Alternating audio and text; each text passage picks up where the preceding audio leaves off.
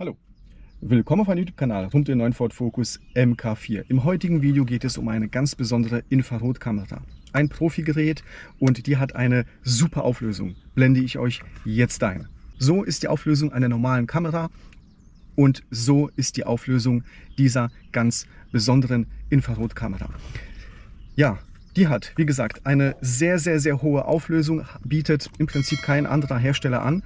Wie ihr gesehen habt, ein deutlicher Qualitätsvorteil, den ihr dadurch gewinnt. Und ich stelle euch jetzt mal diese Kamera vor. Wie immer, ich verlinke euch diese Kamera unten in der Videobeschreibung und auf meiner Internetseite. Aber fangen wir mal mit dem Unboxing an. So wird das Gerät geliefert in einem harten Case. Dort habt ihr ein Benutzerhandbuch, ihr habt einen QR-Code, um die App entsprechend runterzuladen. Ihr habt noch ein Zertifikat, dass das Ganze auch kalibriert worden ist, ein USB-Kabel und dann die eigentliche Kamera. Oben rechts habe ich euch die ganzen Eckdaten eingeblendet.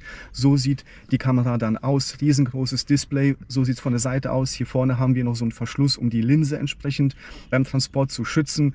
Oben haben wir ein Flapcover, USB-Anschluss und eine 32 GB SD-Karte. Micro-SD-Karte wird geliefert. Hier ist der Knopf, um dann Fotos zu machen, aber auch Videos zu triggern. Und so sieht dann die Kamera im Einsatz aus. Wie gesagt, ihr habt hier einen sehr großen Display. Wechseln wir gleich auf das Smartphone. Hier kann man nämlich den WLAN-Hotspot einschalten, die App runterladen und dann kann man sich mit dem Gerät per App verbinden. Und alles, was ich dann auf der Kamera sehe, sehe ich dann im Prinzip auch auf meinem Smartphone. Ich kann also das Smartphone irgendwo hinlegen oder jemanden losschicken und ich sehe dann, was derjenige auch sieht. Und da kann man natürlich viel besser das Ganze aufnehmen. Habt ihr ein schönes, klares Bild. Legen wir los. Wie ihr seht, sind wir jetzt über die App mit der Kamera verbunden. Wir können dann über diese App entsprechend Fotoaufnahmen tätigen. Wir können aber auch hier rüber sliden und auch Videoaufnahmen triggern. Alle gespeicherten Aufnahmen sehen wir hier auf. Wir können also über das Smartphone auf die gespeicherten Aufnahmen zugreifen. Gehen wir aber jetzt erstmal in die Einstellungen. Ich will euch zeigen, was man hier alles so einstellen kann. Wir haben zuerst mal die Messparameter, die man hier einstellen kann, muss man aber nicht.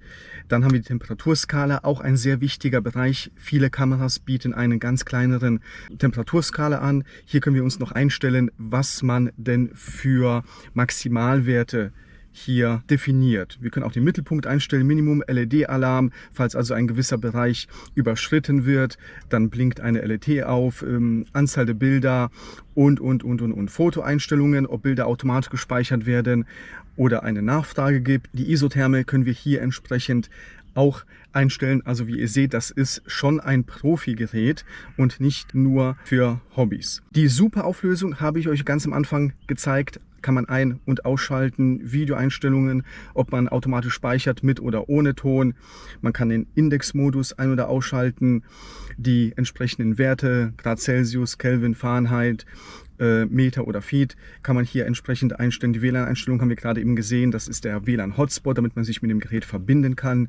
Bildschirmanzeige, immens viele Einstellungen. Ich gehe mal ganz schnell durch. Wie gesagt, sonst würde das hier einfach den Rahmen sprengen, wann das Gerät sich automatisch abschalten soll, um natürlich den Akku zu schonen. Systemeinstellungen, hier können wir natürlich auch ein Firmware-Update machen und alles, was halt entsprechend hier notwendig ist. Wir können auch die SD-Karte formulieren, die Bildschirmhelligkeit einstellen, Datum, Uhrzeit natürlich, Sprachen, immens viele Sprachen. Ich lasse das Ganze jetzt hier mal auf Deutsch, aber wie ihr seht, ganz viele Sprachen werden hier angeboten und dann könnt ihr es in eurer Landessprache dann entsprechend auch verwenden. Ja, das war es im Prinzip zu den Einstellungen. So sieht das Bild jetzt tatsächlich aus. Hier kann man dann über die Farbpalette gehen. Man kann also sich die Farben anzeigen lassen, so wie es halt einen am besten gefällt. Ich lasse es mal auf der Standardeinstellung, so wie wir oder ich zumindest mal es halt kenne und gewohnt bin, mir auch am besten gefällt. Hier ist mal die Heizung. Man kann also das normale Bild anzeigen lassen, das Infrarotbild, Bild in Bild kann man sich anzeigen lassen, wo nur ein Ausschnitt quasi als Infrarot angezeigt wird oder halt überlagert, je nachdem, was einem halt am besten gefällt. Bei den Messungen gibt es entsprechend auch ganz viele Optionen. Ihr könnt euch nur den Mittelpunkt anzeigen lassen, Min-Wert, Max-Wert, verschiedene weitere Bereiche hier einblenden lassen. Also ich gehe hier auch nochmal Schritt für Schritt durch für die Leute, die es interessiert, damit ihr auch seht, welche Optionen das Gerät bietet. Aber immens viele Einstellungen, wie ihr seht, das ist schon ein Profi-Gerät, von dem wir hier sprechen. Es gibt auch einen Zoom, zweifach und vierfach. Ihr könnt also wirklich super nah ranzoomen mit dieser super Auflösung, die es da gibt. Auch gestochen scharfe Bilder. So, und wozu verwende ich das Ganze? Am Auto gibt es immer wieder mal Situationen oder Fälle, wo man mal die Temperatur überwachen möchte oder ja, eigentlich überwachen möchte bzw. herausfinden möchte. Und ich hatte euch mal gezeigt, wie man Blinker auf Laufblinker umrüstet. Falls ihr das Video noch nicht kennt, verlinke ich euch hier oben in dieser Infokarte. Sehr einfach zu machen, könnt ihr ganz, ganz easy nachmachen. Das funktioniert auch super, alles gut. Und mir ist nur aufgefallen, nachdem ich das Ganze gewechselt habe, dass im Fehlerspeicher ein Fehler auftaucht, dass er sagt, da stimmt irgendwas nicht. Hat absolut keinen Einfluss auf die Funktion. Die Blinker funktionieren weiterhin. Dieser Fehler ist auch nicht TÜV-relevant, weil die Blinker funktionieren. Aber ich versuche natürlich, diesen Fehler irgendwie wegzubekommen. Ich habe das mit ganz, ganz verschiedenen Einstellungen in Foreskin versucht, bin da noch nicht wirklich weitergekommen. Falls ihr da irgendeinen Tipp habt, hinterlasst ihn gerne meinen Kommentar, was ich da noch probieren kann. Wie gesagt, ich habe da jetzt keine Einstellung gefunden, die dieses Problem behebt. Was ich jetzt mache, ist im Prinzip, ich möchte, dass die Birne, die ja vorher da drin war und nicht die LED-Lauflicht, simuliert wird. Und dazu brauche ich im Prinzip einen Widerstand. Der Widerstand wird aber auch warm. Der verbrennt ja im Prinzip Energie, wenn man so möchte, wandelt die in Wärme um. Und um sicherzustellen, dass das nicht zu warm wird, brauche ich genau diese Kamera. Blende ich euch jetzt ein. So sieht das Ganze dann aus. Das ist also der Blinker. Oben habe ich dann einen Widerstand angelötet und da habe ich jetzt über eine halbe Stunde mal die Warmblinkeranlage angelassen und geschaut, wie warm wird denn das Ding. Also maximal 60, 62 Grad wurde es über eine halbe Stunde im Dauerbetrieb. Hier die einzelnen Modi, was die Kamera dann, wie ich euch gerade eben auch schon gezeigt habe, dann darstellen kann. Und ja, ich bin noch am Experimentieren, habe da noch keine finale Lösung. Sobald es da eine Lösung gibt, blende ich euch die natürlich ein. Aber wie schon gesagt, das ist kein Muss. Das ist einfach jetzt nur Feintuning, damit man das Ganze wirklich komplett sauber hat. Ihr könnt die Blinker entsprechend nachrüsten, sie funktionieren und der Fehler, der da quasi im Auto gespeichert wird, ist absolut unkritisch. Er sagt nur, irgendwas stimmt da nicht. Wofür wird das Ganze noch verwendet? Schauen wir uns mal den Motorraum an. So sieht der Motorraum aus, direkt nach dem Einschalten, nach dem Starten des Autos. Und da können wir auch sehen, wo wird denn zum Beispiel irgendetwas warm oder vielleicht wärmer als üblich. Höre ich da ein Geräusch? Wird es dann extrem warm dort, wo das Geräusch herkommt? Oder wird es vielleicht irgendwo anders da warm? Also hier über solche Kameras kann man das wunderbar erfassen.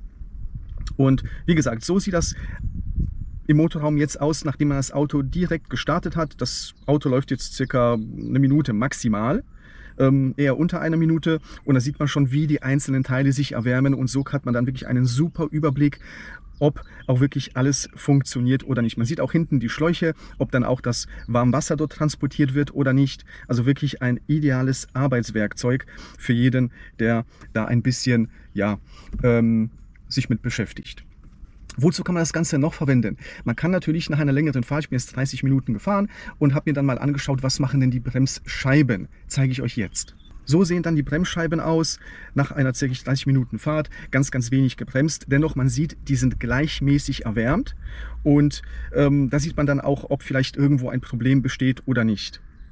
Und dafür ist die Kamera wirklich bestens geeignet. Die schwarzen Punkte, die man sieht, das sind Reflexionen der Sonne, weil die hatte ich genau im Rücken. Deshalb reflektiert das Ganze ein wenig. Hat aber mit der Bremsscheibe also nichts zu tun. Man muss da halt links, rechts gehen, damit man das Ganze dann auch sieht und nicht meint, das wäre irgendetwas. So sieht daher der Motorraum aus nach einer 30-minütigen Autofahrt. Wie gesagt, alles schön aufgewärmt. Und das sieht man dann auch hier, wie das warme Wasser zirkuliert und sich verhält. Hier blende ich euch ein, beziehungsweise seht ihr, das ist die Batterie, die ich ja mal vor längerem getauscht habe auf eine AGM-Batterie. Falls ihr den Clip noch nicht kennt, blende ich euch hier oben ein. Dort zeige ich euch, wie ich von einer EFB-Batterie auf eine AGM-Batterie gewechselt habe. Und da gab es auch ganz viele Kommentare, die gefragt haben, oh, da wird es ja viel zu warm und. Ihr seht hier in diesem Video, die Batterie wurde nicht warm. 30 Minuten gefahren, Außentemperatur war auch nicht kalt. Und dennoch gab es dort keine wirkliche Erwärmung an der Batterie. Also somit alles gut. Ja, wozu wird das Ganze noch verwendet, blende ich euch jetzt ein. Wie ihr seht, auch quasi fürs Haus gedacht, jetzt aber von der Ferne. Man kann natürlich auch im Haus sich mal anschauen, gibt es dort irgendwelche Kältebrücken, die mir irgendwie schaden im Sinne von, dass ich da Energie verbrate und mich im Prinzip zu Tode heize, weil es irgendwo eine Kältebrücke gibt. Also auch dafür ist diese Kamera ideal geeignet. Es gibt natürlich auch andere Kameras, aber wie gesagt, da ist der Temperaturbereich ein ganz anderer, die Auflösung ist viel kleiner, da habt ihr es viel schwieriger, euch, wie gesagt, tatsächlich ein Bild darüber zu machen. Diese Kamera, wie gesagt, gibt es auch in 2 Ausführungen, einmal mit einem Makroobjektiv auch noch, da könnt ihr nochmal nah ranzoomen und wie gesagt, ich verlinke euch das Ganze unten in der Videobeschreibung und auf meiner Internetseite. Ja, ich hoffe mal, das Video hat euch gefallen, hat euch mal einen Einblick gegeben über ja, ein paar Themen, an denen ich aktuell arbeite, was so eine Kamera alles kann, wofür sie eingesetzt werden kann. Und ja, ich wünsche euch noch einen schönen Tag und bis zum nächsten Mal. Macht's gut. Ciao.